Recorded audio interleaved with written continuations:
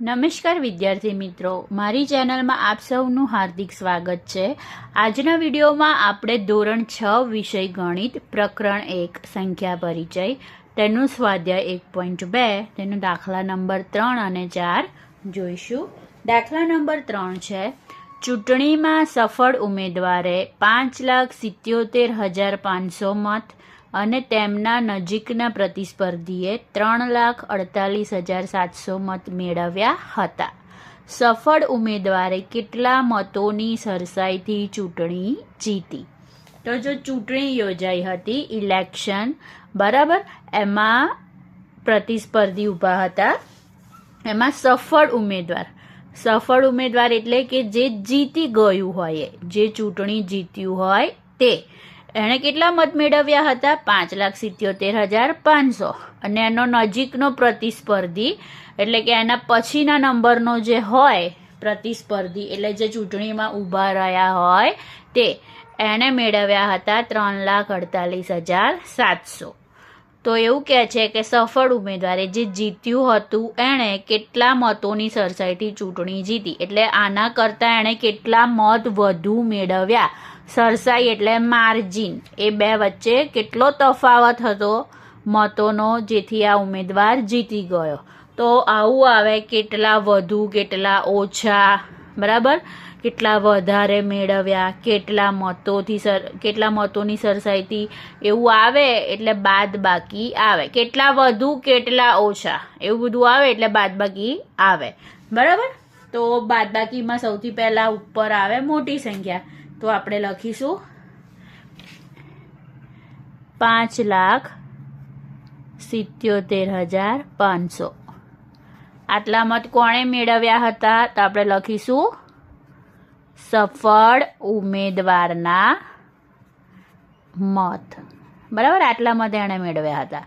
અને આ જે છે 3,48,700, જો એકમની નીચે એકમ, દશકની નીચે દશક એવું લખવાનું। આ કોણે મેળવ્યા હતા? તો નજીકના પ્રતિસ્પર્ધીના મત। પ્રતિસ્પર્ધી એટલે જે એનો કોમ્પિટિટર હોય, કોમ્પિટિશનમાં ઊભો હોય એ, બરાબર। હવે બાદબાકી કરે, શૂન્યમાંથી શૂન્ય જાય શૂન્ય, શૂન્યમાંથી શૂન્ય જાય શૂન્ય, 5માંથી 7 જાય નહીં એટલે બાજુમાંથી આપણે દશક લઈશું એટલે અહીં આવશે 6 અને અહીં 5ના 5 મૂકી દેવાના અને આગળ મૂકી દેવાનો 1। 15માંથી 7 જાય તો 8, બરાબર, 6માંથી 8 જશે નહીં એટલે ફરી આપણે દશક લઈશું, આગળ આવશે 1। 16માંથી 8 જાય તો 8, ઓકે। 6માંથી 4 જાય તો 2, 5માંથી 3 જાય તો 2। તો આ વધુ મત મેળવ્યા, આટલા મત વધુ મેળવ્યા છે। હવે આપણે આન્સર કરીને અથવા જવાબ કરીને શું લખીશું? તો લખીશું સફળ ઉમેદવારે 2,88,800 મતોની, જો તમને આવું લખતા ના આવડે લાસ્ટમાં, તો જે લાસ્ટ લાઈન હોય ને એનો તમારે ઉપયોગ કરવાનો છે। આ રીતે સફળ ઉમેદવારે કેટલાની જગ્યાએ આપણે જવાબ લખવાનો, 2,28,800 મતોની સરસાઈથી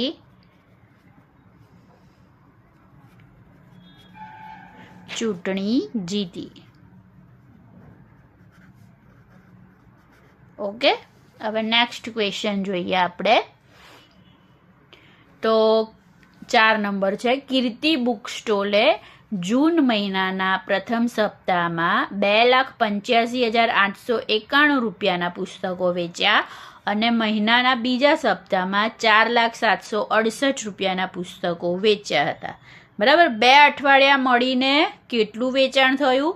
કયા સપ્તાહમાં વેચાણ વધારે હતું ને કેટલું હતું?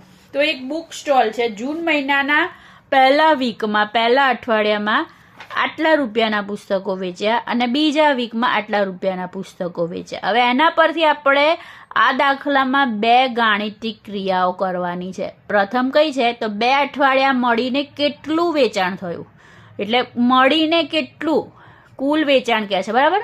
મળીને શબ્દ આવે, ભેગા મળીને એટલે સરવાળો આવે, અને કયા સપ્તાહમાં વેચાણ વધારે હતું તે તો આપણે અહીંથી જોઈ શકીએ છીએ.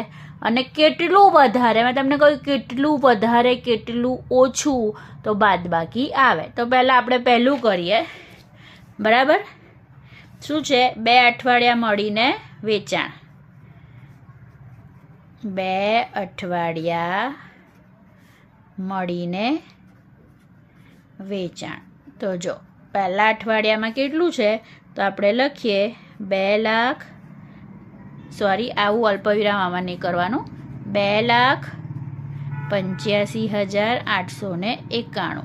આ શેનું છે? તો પ્રથમ સપ્તાહમાં, બરાબર. આ વેચાણ પ્રથમ સપ્તાહનું છે, પ્રથમ સપ્તાહનું વેચાણ. ત્યારબાદ આ જે છે 4,07,68 એ બીજા સપ્તાહનું વેચાણ.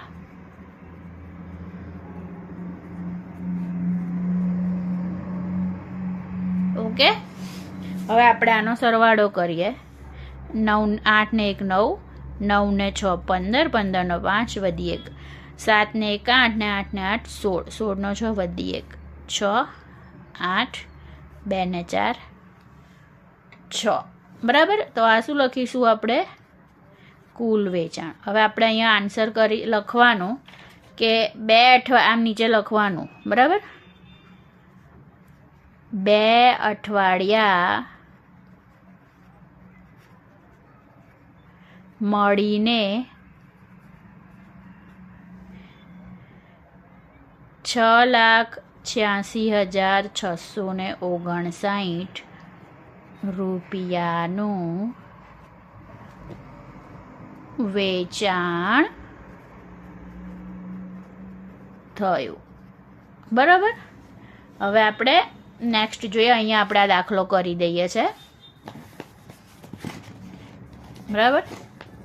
તો શું કહે છે કે કયા સપ્તાહમાં વેચાણ વધારે હતું અને કેટલું હતું. તો જો સૌ મોટી રકમ કઈ છે, આપણે અહીંયા લખીએ છે, જગ્યાની શોર્ટેજ છે એટલે. તો 4,07,68 એ મોટા છે એટલે આવી નિશાની આવે, ગ્રેટર દેન આવે, બરાબર. અને પછી છે 2,85,891. તો આપણે લખીશું કે બીજા સપ્તાહમાં વેચાણ વધારે છે. હવે કેટલું છે એ આપણે જોઈએ. તો એ આપણે લખીશું 4 લાખ ઉપર આવશે, બરાબર, મોટી સંખ્યા, માઇનસ 2,85,891. હવે એની બાદબાકી કરશું આપણે. તો 8 માંથી 1 જાય તો 7, 6 માંથી 9 જાય નહીં એટલે આપણે દશક લઈશું. અહીંયા આવશે 6, અહીંયા આવશે 16, 16 માંથી 9 જાય તો 7, 6 માંથી 8 ના જાય. ઓકે, હવે અહીં બાજુમાં 0 છે એટલે આપણે અહીંયા આવશે 3, અહીંયા આવશે 9, અહીં બી આવશે 9 અને દશક. 16 માંથી 8 જાય તો 8, 9 માંથી 5 જાય તો 4, 9 માંથી 8 જાય તો 1, 3 માંથી 2 જાય તો 1, બરાબર. તો આપણે લખીશું કે બીજા સપ્તાહમાં 1,14,877 રૂપિયા વેચાણ વધારે હતું.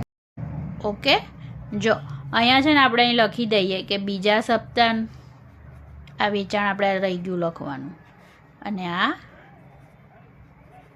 પ્રથમ સપ્તાહ. ઓકે, જો વિદ્યાર્થી મિત્રો વિડીયો પસંદ આવ્યો હોય તો લાઈક કરજો અને ચેનલને સબસ્ક્રાઈબ કરજો. Okay, thank you.